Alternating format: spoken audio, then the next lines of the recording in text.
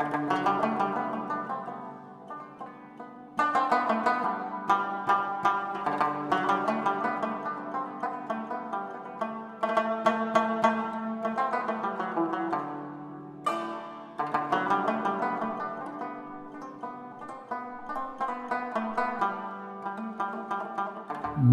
والدین کا رکھا ہوا نام محمد سلیم خواجہ ہے، لیکن میں احمد سلیم کے نام سے کے کلمی نام سے جانا جاتا ہوں، اور احمد سلیم کا نام ایز پوئٹ میں نے انٹروڈیوس کرایا تھا۔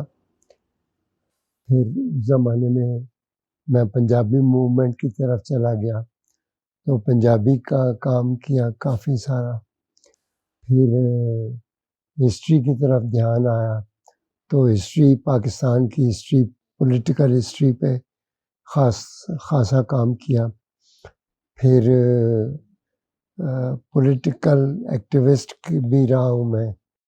سیاسی جماعت جو لیفٹ ونگ کی ایک پولیٹیکل پارٹی تھی، نیشنل عوامی پارٹی، اس میں نے کام کیا۔ کمیونسٹ پارٹی آف پاکستان کے ساتھ میں وابستہ رہا، اور اسی طرح جرنلزم کی طرف گیا تو جرنلزم کی طرف یوں گیا کہ شو بزنس کی جرنلزم کی میں نے، اور وہ اس لیے کی کہ ضیاء الحق کے دور میں یہ پاسبل ہی نہیں رہا تھا کہ آپ کوئی کام کر سکیں so you are allowed to interview artist and stars. تو اس میں ٹی وی اور فلم کے لوگوں سے میری ملاقاتیں ہوئیں، خاصا میں نے کام کیا۔ پھر ٹیلی ویژن کے حوالے سے کافی انٹرویوز کیے جو کمپائل کر رہا ہوں میں کتابی شکل میں۔ لیبر موومنٹ پہ کافی لکھا۔ میں بنیادی طور پر 3 زبانوں کا رائٹر ہوں۔ پنجابی میں صرف لٹریچر لکھتا ہوں، پوئٹری اور لٹریچر۔ اردو میں جو پاپولر ٹاپکس ہیں جیسے ہسٹری ہے، پولیٹیکل ہسٹری ہے، اور انگریزی میں نے ریسرچ کے ٹاپک کو زیادہ لیا ہے۔ ریسرچ میں ایس ٹی پی آئی کے ساتھ وابستہ ہوں، سسٹینیبل ڈیولپمنٹ پالیسی انسٹیٹیوٹ ادارے کا پورا نام یہ ہے، اور اس میں آج کل adviser education and interfaith harmony ہوں۔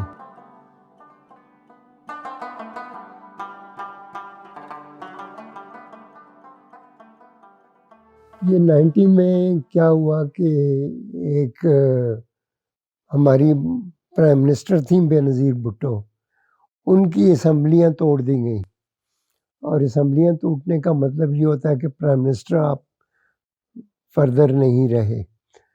تو مجھے کسی نے، پیپلز پارٹی کے دوست نے کہا کہ یہ آپ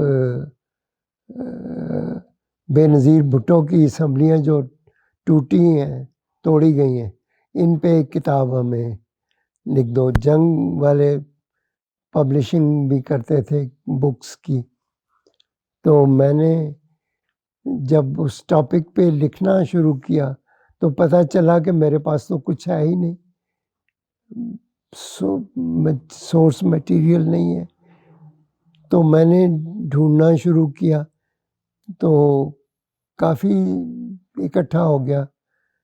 پھر میں نے کتاب لکھی ٹوٹتی بنتی اسمبلیاں، اور بے نظیر بھٹو نے مجھے میسج بھی بھیجا کہ آپ مجھے ملیں، اور لیکن جب وہ کتابیں لکھی گئیں، 5-6 چھپ بھی گئیں، تو میں نے سوچا کہ یار یہ تو بڑا اچھا کام ہے۔ اسی زمانے میں ایک اسٹوڈنٹ آئے تھے امریکہ سے، وہ پاکستان پہ، بلوچستان پہ کام کر رہے تھے، تو میں نے کہا کہ میرے پاس بلوچستان پہ کچھ نایاب چیزیں ہیں تو میں دکھاؤں۔ ان کو دکھایا تو انہوں نے کہا کہ یار یہ آرکائیوز تو بڑا زبردست ہے تمہارا. اچھا یہ جملہ جو تھا انہی کی زبانی میں نے پہلی بار سنا کہ تمہارا آرکائیوز تو بڑا زبردست ہے. تو میں نے کہا کہ آرکائیوز ڈیولپ کرو. تو 2003 میں اس کو میں نے ایز اے ٹرسٹ رجسٹرڈ کروایا. یہ ایک رجسٹرڈ ٹرسٹ ہے. اس میں میں نے 47 سے اب تک کے اخبارات، جس میں پاکستان ٹائمز کے تو 47 کے اخبارات بھی میرے پاس ہیں، یعنی جس دن پاکستان بنا اس دن کا اخبار بھی میرے پاس ہے. اسی طرح پھر ڈان کے ارلی ڈیز کے اخبارات ہیں.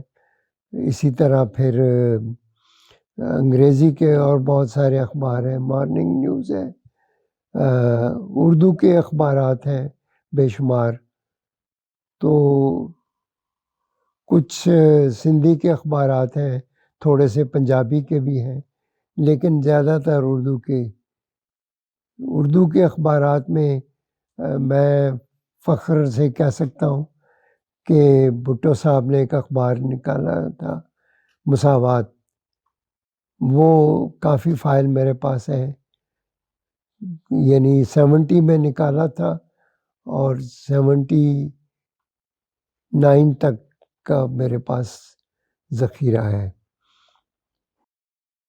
سب سے پہلی بات تو یہ تھی کہ رجسٹر کرنے کے بعد فنڈز کی ضرورت تھی، فنڈز تھے نہیں، تو میں نے ایک جتنی رائلٹی آتی تھی نا کتابوں کی میں وہ سارا ادھر لگا دیتا تھا، کتابیں خریدنے پہ، کتابیں رکھنے پہ، سنبھالنے پہ.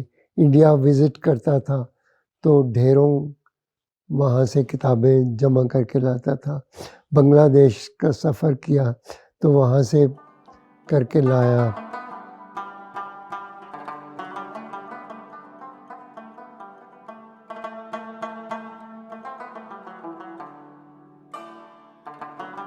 ہمارے آرکائیوز میں 50-60 کے قریب میگزینز ہیں اور ہر میگزین کی کئی سال کی والیومز بھی موجود ہیں، لیکن سر دست میں ان میں سے صرف 3 کا تعارف کرانا چاہتا ہوں. پہلے نمبر پر سرخ پرچم ہے جو انتہائی اہمیت کا حامل ہے اور انتہائی قیمتی ہے. یہ سرخ پرچم سٹارٹ ہوا تھا 1972 میں، سن 72 میں، اور اس کی آرگنائزر تھی کمیونسٹ پارٹی آف پاکستان. یہ انڈر گراؤنڈ پبلش ہوتا تھا اور یہ ڈکلیئرڈ غیر قانونی تھا، یعنی یہ لیگل شمارہ نہیں تھا. یہ اس کی اگر آپ دیکھیں شکل صورت تو یہ سٹینسل کاٹا جاتا تھا پہلے اور پھر سٹینسل کی ہیلپ سے اس کو پبلش کیا جاتا تھا، اور یہ ہاتھ کا لکھا ہوتا تھا اور پرنٹ نہیں ہوتا تھا. یہ ہائیلی رسکی کام تھا اور اگر کوئی پکڑا جاتا تھا تو اس پہ غداری اور بغاوت کا مقدمہ چلتا تھا. مزے کی بات یہ ہے کہ اس زمانے میں یہ ہوتا تھا کہ کوئی پرچہ پکڑا گیا حکومت کی طرف سے اور اس کو وہ فوری بین کر دیتے تھے، تو پھر یہ تلاش کرتی تھی پارٹی کے لوگ کہ کوئی اور میگزین ایسا لیگل نکلتا ہو، کیونکہ اس وقت پارٹی کا خیال تھا کہ اس کو انڈر گراؤنڈ نہیں ہونا چاہیے بلکہ ایک میگزین کے طور پہ آنا چاہیے. الفتح ایک میگزین ہے جو پرو لیفٹ ہوتا تھا. الفتح میں ہم نے دیکھا ہے کہ یہ 70 میں نکلا اور راؤ ارشاد اس کے ایڈیٹر تھے. پرو پیپلز پارٹی تھا یہ میگزین، لیکن پیپلز پارٹی کے دور میں اس کو پہلی بار ضبط کیا گیا، اللیگل ڈکلیئر کیا گیا، اور 77 کے بعد اس کو بالکل بند کر دیا گیا، کیونکہ ضیاء الحق کی حکومت نے اس کو اینٹی پاکستان ڈکلیئر کیا، اور الفتح میں جو بھی مواد چھپتا تھا وہ باغیوں کا مواد ہی ہوتا تھا، یعنی ایسے لوگوں کا مواد جو ایک طرح سے ڈکٹیٹرشپ کے خلاف لڑ رہے تھے۔ پھر اس زمانے میں جب یہ بالکل بند ہو گیا تو الفتح تو روک نہیں سکتا تھا، تو الفتح کا لے کر نا لوگو، یہ لوگو یہاں پرنٹ ہوتا تھا اور لکھا جاتا تھا، نیچے باریک سا لکھا جاتا تھا، ڈکلیریشن بحال ہونے کے بعد جلد ہی شائع ہوگا، یعنی یہ سمبولکلی بتایا جاتا تھا کہ یہ انفیکٹ الفتح ہی ہے، لیکن چونکہ اس کو پابندی ہے، اللیگل ڈکلیئر ہو چکا ہے، تو اس لیے ہم اس کو نکال نہیں سکتے۔ اینٹی فیوڈل تھا، اینٹی کیپٹلسٹ تھا، سوشلسٹ اکانومی کی بات کرتا تھا، یعنی یہ اس کی جنرل پالیٹکس تھی۔ اور اس کو کہہ سکتے ہیں ہم، اگر ایک لفظ میں کہنا چاہیں تو پرو لیفٹ تھا۔ تیسرا جو میگزین تھا وہ تھا معیار، 77 میں بین ہوا۔ اس کے ایڈیٹر تھے محمود شام اور ایگزیکٹو ایڈیٹر اشرف شاد تھے۔ اینٹی ضیاء تھا یہ پرچہ۔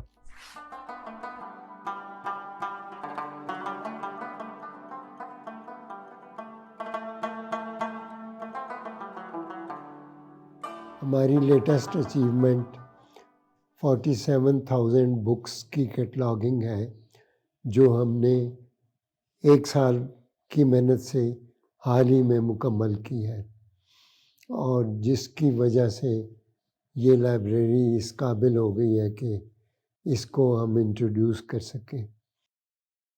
یہ آن لائن کیٹلاگنگ ہے، اور اس کا فائدہ یہ ہوگا کہ آپ اپنے ڈیسک پہ بیٹھے ہوئے کمپیوٹر آن کر کے معلوم کر سکتے ہیں کہ آپ کی مطلب کی کوئی کتابیں ہیں یا نہیں ہیں، کیونکہ یہ 10 سال سے میں اسٹرگل کر رہا تھا کہ کیٹلاگنگ ہو جائے۔